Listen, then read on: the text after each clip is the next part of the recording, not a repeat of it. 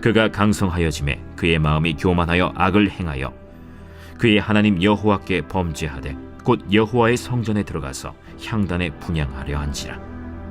제사장 아사랴가 여호와의 용맹한 제사장 80명을 데리고 그의 뒤를 따라 들어가서 우시야 왕 곁에 서서 그에게 이르되, 우시아여, 여호와께 분향하는 일은 왕이 할 바가 아니오.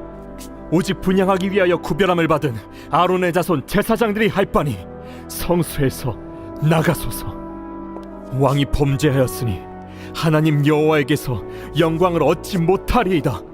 우시야가 손으로 향로를 잡고 분향하려 하다가 화를 내니 그가 제사장에게 화를 낼 때 여호와의 전안 향단 곁 제사장들 앞에서 그의 이마에 나병이 생긴지라.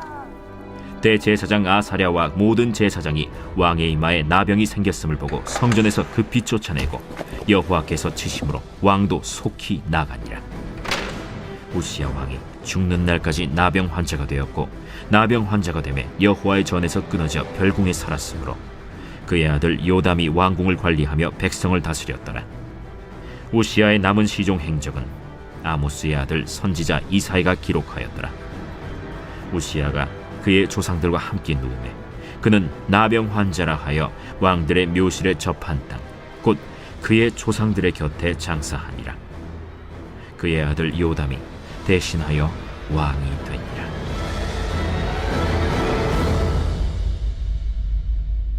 안녕하세요. 매일 말씀의 김예찬입니다.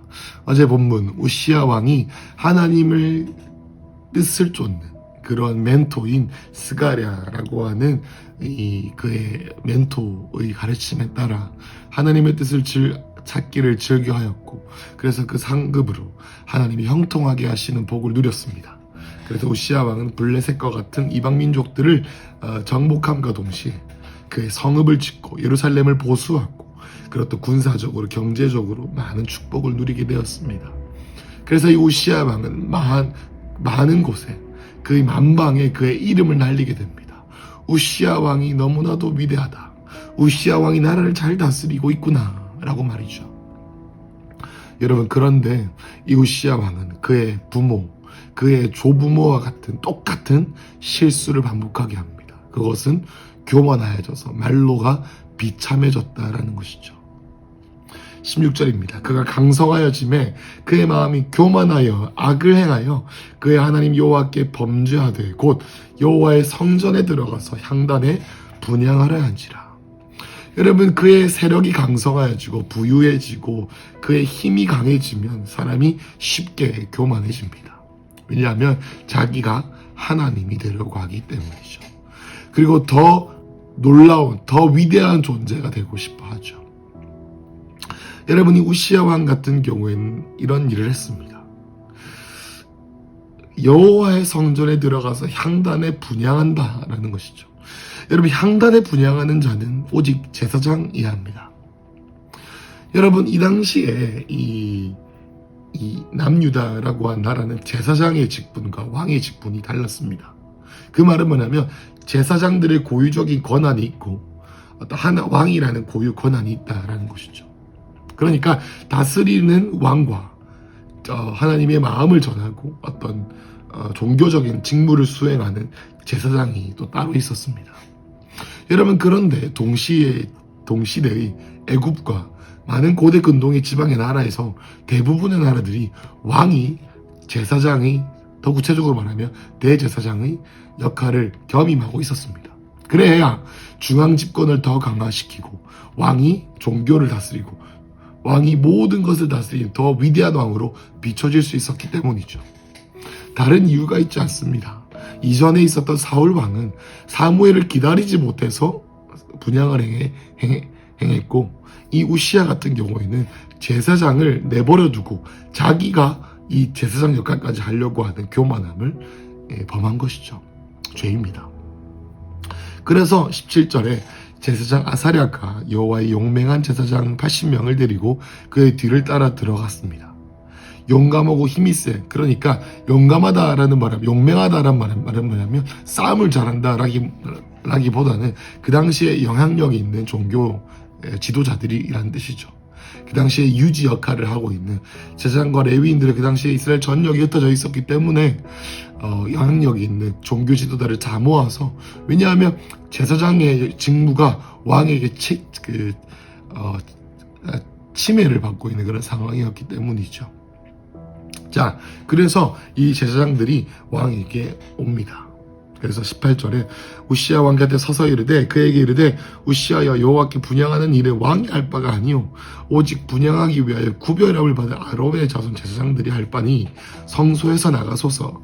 왕이 범죄하였으니 하나님 여호와에게서 영광을 얻지 못하리이다.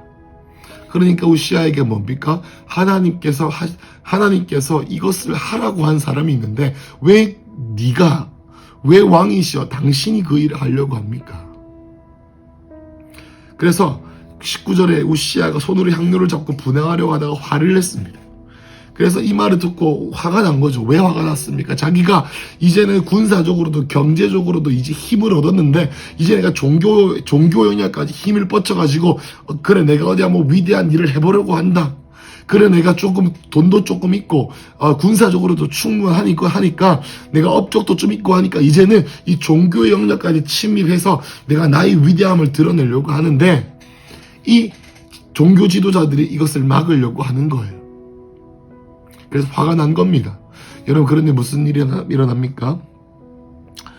여호와의 전 안 향단곁 제사장들 앞에서 그의 이마에 나병이 생겼습니다. 문둥병이 생기기 시작한 거죠. 하나님이 치시게 됩니다. 모두가 보던 앞에서.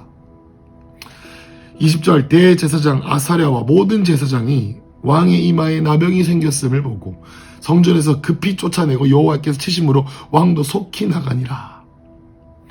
여러분, 이 나병, 이 문둥병이라고 하는 것은 이스라엘에서 부정한 병이죠.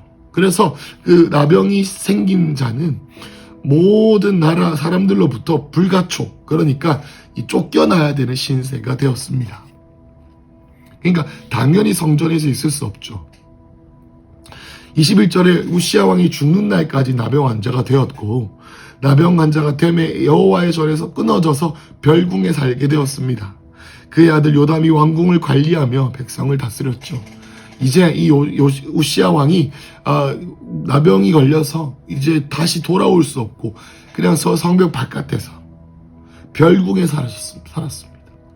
여호와의 전에 하나님을 절대 만날 수 없는 자리에 가게 된 것이죠. 22, 23 편지를 보면은 이제 나병 환자로서 이제 우시야가 죽게 되고, 이 23절 맨 마지막에 보면 나병 환자이기 때문에 왕들의 묘지에 묻히지 못합니다. 대신 저기 변두리에서 이제 묻히게 되는 형편이 된 것이죠. 여러분, 이 우시야 이야기를 통해서 우리는 무엇을 배워야 할까요? 우리 어제 묵상 본문은 우시야 왕이 형통했습니다. 어느 정도로 형통했냐면 모든 나라가 우시야를 알 정도로 우시야는 경제적으로 군사적으로 하나님의 뜻을 쫓았기에 하나님께 호의를 입은 자였습니다. 여러분, 그런데 그가 강성하여지니 어떤 야욕이 생겼습니까? 애굽이나 고대 군동의 다른 나라들처럼 나도 종교와 정치, 경제, 군사의 통합된 강력한 군주가 되길 원한다. 이제 내 맘대로 하겠다라는 겁니다. 여러분, 교만할 때 일어나는 현상이 뭡니까? 내 분수를 알지 못하고 내가 있어야 되는 자리 그 이상을 넘보기 시작하는 겁니다. 내가 사랑으로 섬겨야 되는 사람들을 조종하기 시작하고 내가 있어야 되는 자리 이상으로 더 큰 영향력을 생각하게 되고, 그러다 보니 겉모술수와 사람들을 깎아내리는 말을 하게 되고, 또 필요 이상으로 애를 쓰고 필요 이상으로 노력하고 필요 이상으로 사람의 힘과 사람의 뜻으로 사람들의 호의와 사람들의 관심과 또 재정과 또 여러 가지 우리의 삶에 중독될 만한 것들이 오게 되죠. 자신의 욕심대로 권력을 차지하려고 하는 우시야의 야욕에 결국에 우시야는 모든 사람이 보는 앞에서 문둥병자가 되어버렸습니다. 그리고 그에게는 단 한 번의 기회도 없었습니다. 단 한 번의 기회도 없이 영광스러웠던 이 우시야의 폭주 기관차와 같은 여정이 마귀를 내리게 됩니다. 여러분, 너무나도 가슴이 아픈 것은 이 우시아의 실수가 그의 아빠였던 아마샤, 그의 아버지였던 요아스 실수와 크게 다르지 않다는 것입니다. 그들의 시작은 항상 하나님을 경외하는 시작이었습니다. 첫 마음은 너무나도 좋았습니다. 그런데 점점 더 주님께서 복을 주시면 주실수록 배가 불러지고 기도의 생활이 꺾이고 하나님의 뜻을 구하기보다 나의 뜻을 구하게 되는 변질이 일어나게 되면서 서서히 그의 삶은 내리막길을 걷게 되었습니다.